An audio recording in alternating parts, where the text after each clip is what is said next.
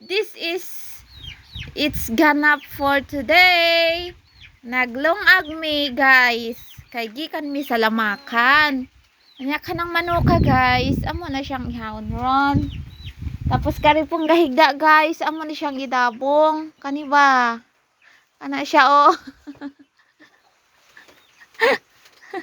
Wala siya oh.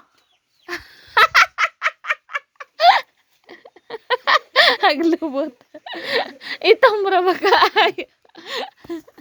Dagan kaya glubi guys oh. Igo-igo jud ning ilubyaning duha guys. Dagan kayo oh. Sus. Ina amo ang utan. Amo ang isagol mao ni siya.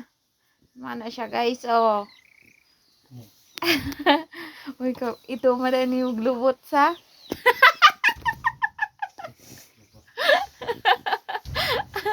Ako anong i-post.